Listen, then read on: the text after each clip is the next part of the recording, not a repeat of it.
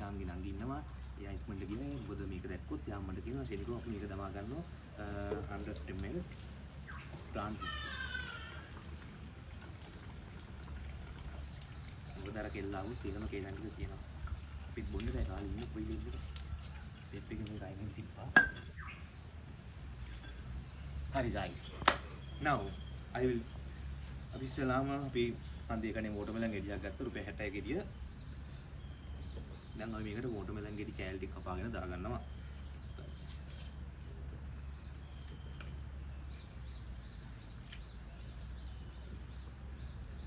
සාමාන්‍ය වෝටර්මෙලන් and whiskey ලොකුවට match වෙන්නේ නැහැ.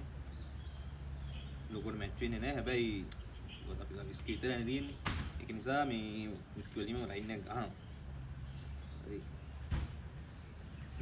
ගොඩක් ස්වීට් ගතිය රස නිසා පොඩ්ඩක් වැඩිපුර වෝටර්මෙලන් දානවා. රයිට් අපි වෝටර්මෙලන් කෑලි දෙකක් දාගත්තා. අපි ඊට පස්සේ අල්ලපු ගෙදර පොරාට කටපු ලයිම් දෙහි තියෙනවා. දෙහි පොඩ්ඩකුත් හොඳට දා ගන්න. හොඳට මිරි ගන්න ඕනේ. පොත්තත් එක මිරි ගන්න ඕනේ. නැත්තම් දෙහි නෑනේ ගණන්. හොඳට මිරි ගත්තා. රයිට්. හරි. ඊට අපි වංගේ මේ මටල් එකක් නෑ. ඒක නිසා අපි අර ගියා ගෙදර බැලුවා මටල් එක. වංගෙඩිය පොඩම වංගෙඩියක් තියෙන. ඒකේ මේ එක අල්ලපු වත්තර ගෙනින්න. වටේ ගිහින්.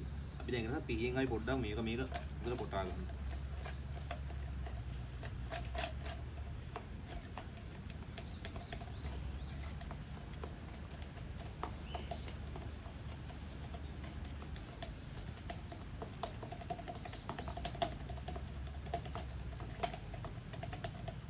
රයිට් ඇති. වැඩි උත්සාහ කරන්න හොඳ නැහැ. ඊට පස්සේ අපි අයිස් එක ටිකක් දා ගන්නවා මේකට මෙහෙම.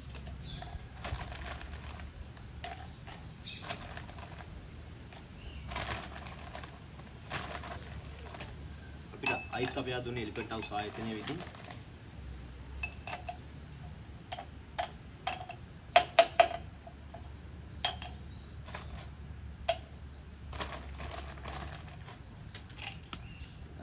අපි හැමදාම සුපුරුදුවාදී ෂේකර් එක ගත්තා. හරි. දැන් අපි ෂේක් කරමු. හරි.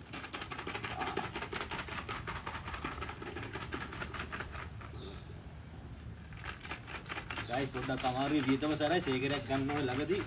අමාරු. ඇති හොඳට කවලම් වෙලා තියෙනවා කියලා අපි හිතනවා. සුවර් නැති හින්දා ආයෙත් හොඳට කවලම් කරනවා.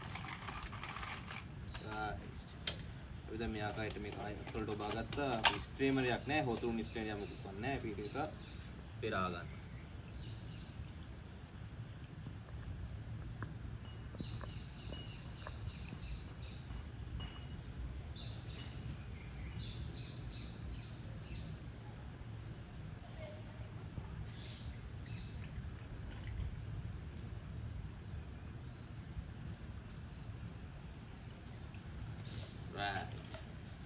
කොකාකෝලා දාගන්නවා හිමේ টොප් අප් කරගන්නවා.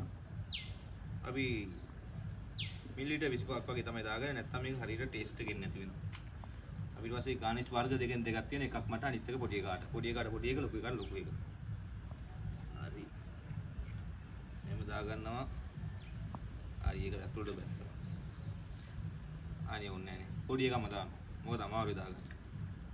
ඇතුළට ගියා. එහෙනම් guys yes ඇති